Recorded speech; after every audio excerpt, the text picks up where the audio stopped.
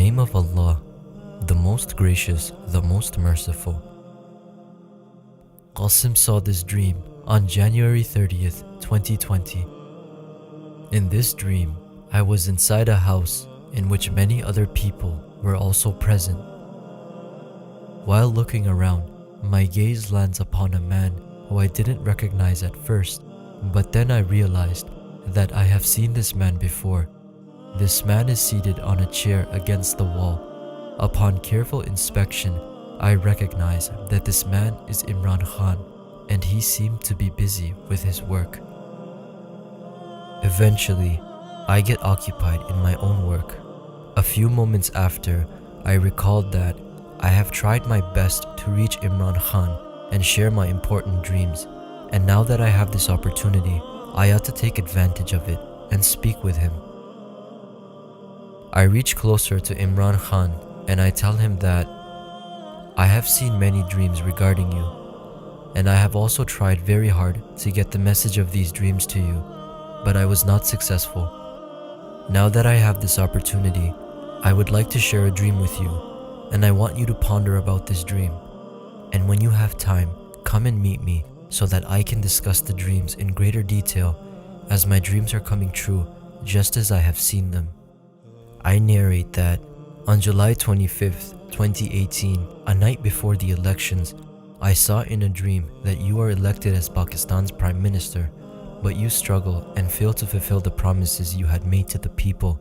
On the contrary, you are forced to withdraw and regress on your promises, different from what you had previously planned. I have also seen the reasons to why you have continued to fail in my dreams. After saying this, I step back and suggest that contemplate about what I have said to you, and when you get a chance, take some time out to meet me.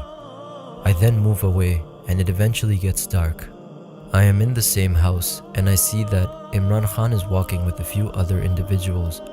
Upon seeing me, he approaches me and asks me, "So, tell me, what dreams have you seen?" I tell him, "Take some time out of your schedule and give me adequate time so that I can properly explain these dreams to you in detail." In that moment, I notice that he is not taking much interest, so I start explaining a little more of my dreams. I revealed that I have had more dreams about you.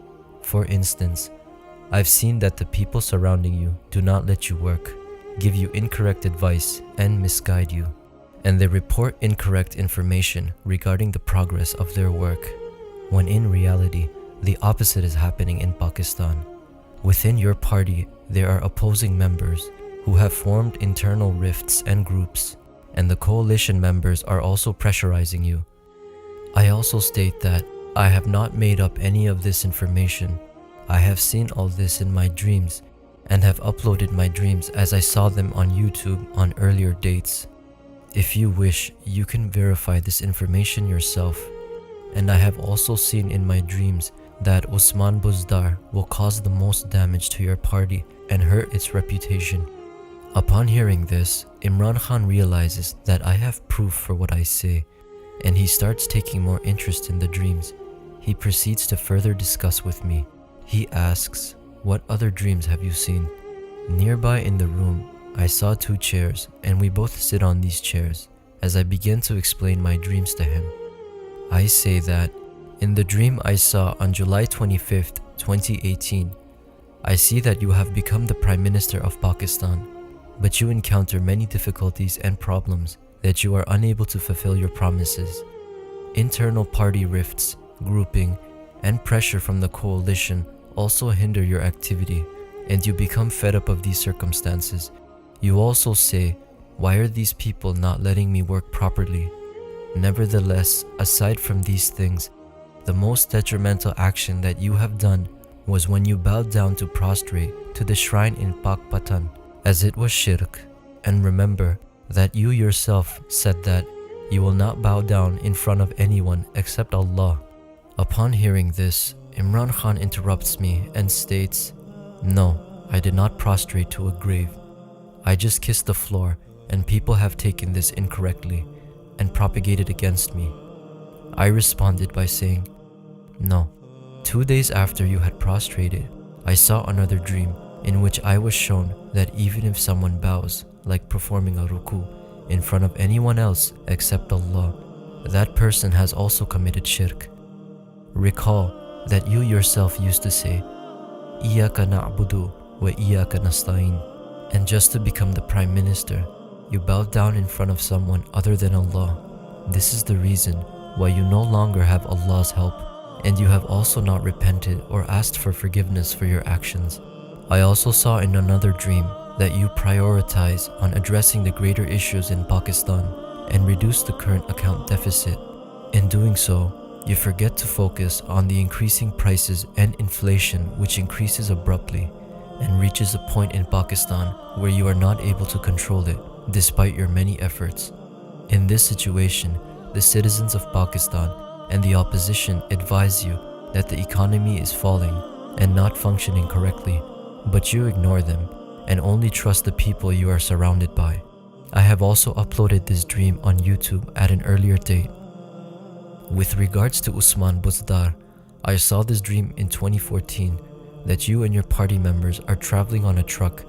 The driver of this truck is not experienced and has not driven a truck before. I warn you that this driver is not suitable for the job and your truck is important. That person will crash your truck somewhere, to which you dismiss my warning saying, "No, this driver is good. Just watch, he will drive this truck very well." After a few moments, my warning comes to pass, as the exact same thing happens regarding what I had previously warned you about. The road you were traveling on was leading towards a sharp roundabout, and the driver, Usman Buzdar, got frightened upon seeing the sharp turn, and instead of slowing down, he speeds up the truck and crashes into a nearby building. In this particular dream, I saw that many of your party members get injured in this accident, and some even die. In 2019, in another dream, I was shown that this truck driver is in fact Usman Buzdar, and he is accompanied by another person in the driving seat. Now you can examine your own situation and see that this dream has come true, as you cannot replace this driver, nor can you continue to rely on him. Also recall that when the elections were near, you began to fear in your heart that what will become of you if you do not win this election and not become the Prime Minister of Pakistan. You were also fearful and worried when your party did not win enough seats to form a government. Thus, you were forced to form a coalition government. I was shown all this in my dreams, and I was also shown that you should not have formed a coalition government. In fact, you should have only relied and trusted on Allah's help, which you didn't do. Upon hearing this, Imran Khan responds back, "The government cannot be formed unless you have a majority of the seats." I answered, "No, you were fearful in your heart that you may not be able to win enough seats again." I then asked Imran Khan, "How many seats did your party win in 2013? He replied back saying, "We had 30 seats. I responded by saying, "No, they were slightly more than 30. To which he responded by saying, "Yes, it is possible. I cannot recall well." Then I asked him how many seats his party won in 2018. He replied, "Around 115 seats." I explained to Imran Khan that Allah helped you in increasing your party's seats by 4 folds, despite you committing shirk at the shrine. You should not have formed a coalition government. Instead, you should have held back, just like you used to say that you will only form a government if you get the majority of seats, otherwise you won't form one. With regards to forming a coalition government, you did not rely or trust in Allah's plan, and you continued to face further difficulties and challenges. During this period, Allah's help was not with you, and you were oblivious to the shirk you had committed. While our conversation was happening, I observed that someone else had come and sat next to Imran Khan, but I was unable to see who this person was due to the dim lighting. But I noted that Imran Khan is very focused and is listening to me with great attention. Then I tell Imran Khan that if you had trusted Allah and had not formed a government, as you had said, then the opposition would have set up a coalition government. This would not have gone well with the public, and the citizens of Pakistan would have increased their trust, respect, and resolve for you, as they had not experienced your governance yet. Eventually, the true face of the opposition and their failures would have come to light in front of the public. They would have realized that the same people have returned to governance, have caused a rise in inflation, and the public would have witnessed their misconduct and the implementation of law and order. This would have given you the opportunity to recall the election, resign from the assembly, and reset the government with an increased support from the people and their added trust. Perhaps during a re-election, you would not get the simple majority, but you would get around 2/3 majority. Nonetheless, you did not trust in Allah, and your iman and faith weakened. Reluctantly, you compromised and formed a coalition government. Now, instead of the opposition being critiqued, your governance is critiqued. You should see what the common Pakistani today has to say about your government's failures. What have you achieved? What respect will you have if you lose your government today, or if the chief minister of Punjab is changed, or if something else happens? People will remember you as the worst prime minister in the history of Pakistan. They will recall your story, saying, once there was Imran Khan who came and made many great promises, but alas, he failed miserably. At this point, I see that Imran Khan is listening to me very attentively and concludes that the way this person is talking about me is unlike anything I have heard from anyone else before, and he expresses his content with a smile. I tell Imran Khan that I have made many attempts to find a way to reach you and share these dreams with you. I shared my dreams with everyone else and even gave a message to those closest to you, but everyone turned me down. If only any of those people had shared this message with you, you would not have been in the difficulties you face today, and even now, you have an opportunity to fix your situation. Imran Khan then asks me, how can all this be fixed? I respond and say, first and foremost, you should provide subsidies to the people of Pakistan. Reduce prices on basic food items, reduce taxes, reduce price of fuel and electricity, and give support with funds to the most impoverished. If you continue doing this for 3 to 4 months, you will see that the people's opinion about you will change. The people will be relieved with the low prices on basic items, the reduced taxes, and improving conditions of their businesses and earnings. In doing this, you will garner the trust of the citizens of Pakistan, and after 3 to 4 months, you should break the government assembly. Since the citizens of Pakistan will trust you more, when the elections are held again, it is likely that more people will vote for you, and you can possibly form the government again with a majority. Once you have a majority government, there is no chance for anyone to stand against you, such as the likes of Pervez Khattak, who is pressurizing you with his threats of breaking apart with his group.